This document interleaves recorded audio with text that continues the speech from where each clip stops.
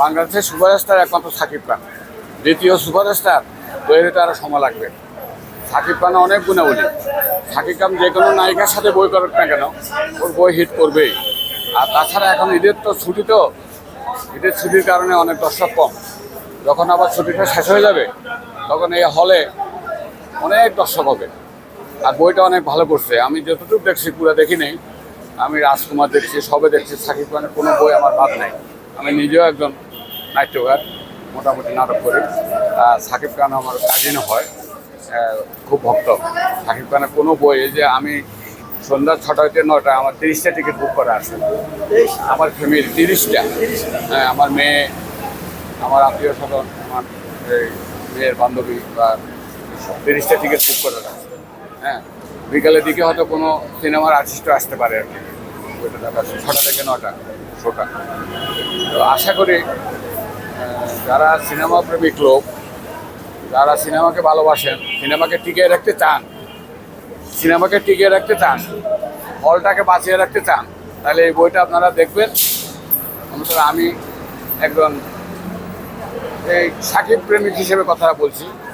এমনকি যে বইটা পরিচালনা করছে 2টা নায়িকা বিদেশি, বাইরের, মোটামুটি ভালো করছে। আর দেশি নায়িকা নিলে আরও ভালো হতো, আরও সুপারহিট হতো। মোটামুটি বইটা ইনশাল্লাহ অনেক দিন চলবে, অনেক হলে, যে সমস্ত হলে বইটা রিলিজ দিয়েছে ইনশাল্লাহ সব হলে ইনশাল্লাহ ভালো হবে। আর সাকিব খান এই বইটাতে অনেক টাকা ইনভেস্ট করে বইটা করছে, প্রায় 24 লক্ষ। আপনারা জানেন, সব ইতিহাস আপনাদের জানা আছে। আমি আশা করব তুফান বইটা তুফানের মতোই চলবে। আপনি বললেন যে দেশি নায়িকাদের সাথে সিনেমা হলে আরো ভালো হয়, দেশি নায়িকা থাকতে একটা ভালো হইতো, তাই বলছেন। আপনি কাকে আসলে আশা করেন সাকিবের সাথে দেশি নায়িকাদের মধ্যে?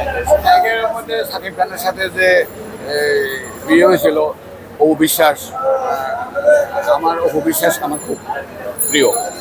তো যদি অপু বিশ্বাসের সাথে একটা, দুই নায়িকার ভিতরে একটা যদি অপু বিশ্বাস হইতো তাহলে বইটা আরো সুপার হিট হইতো, বুঝছেন। একটা সিনেমা করার পেছনে আরো বেশ কয়েকজন অভিনেতা, অভিনেত্রীরা ওইখানে অভিনয় করেছেন। এখন একটি বিষয় হলো এখানে আরো একজন কিংবদন্তি অভিনেতা রয়েছেন, চঞ্চল চৌধুরী। তো আমরা আসলে ওটা নাটকের জন্য সে। এখন আমার প্রশ্নটা হলো যে চঞ্চল চৌধুরীকে 10-এ কত দেবেন এই সিনেমাতে, এবং সাকিব খানকে 10-এ কত দেবেন আমাদের একটু জানাবেন।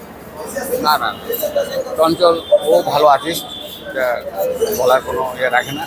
তবে চঞ্চলও ওই দিন একটা সাক্ষাৎকারে আমি দেখছি আর কি, একটা আপনাদের ফেসবুকে, চঞ্চলও সাকিব খানের প্রশংসা করছে, বলতে সে আমার একটু উপরে।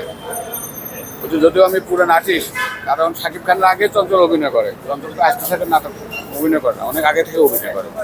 চঞ্চলও স্বীকার করছে যে সাকিব আমার একটু উপরে, আমি তো সাকিবকে উপরে রাখবোই। এটা চঞ্চলের মুখের কথা। ফেসবুকে তো আজকে অনেক কিছু আপনারা ভাইরাল করেন, অনেক কিছুই দেখেন। হ্যাঁ, তা আমার মনে হয় সাকিব খান যে এফডিসিতে যে ইলেকশনটা হয়ে গেল, হ্যাঁ, তাতেও তাকে অফার দেওয়া হয়েছিল, কিন্তু সেই তুফান বইয়ের জন্য, হ্যাঁ, বা রাজকুমারের জন্য, বা আরও 2টা বই তার আসতেছে, তার জন্য সে ওই এসব ফিল্ম ইন্ডাস্ট্রি ইলেকশন করে নাই।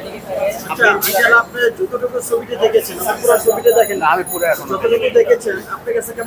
খুবই ভালো লাগছে, এমনকি দর্শক অনেক উৎসাহ, হাতে তালি পাইতেছে, অনেক ভালো করতেছে।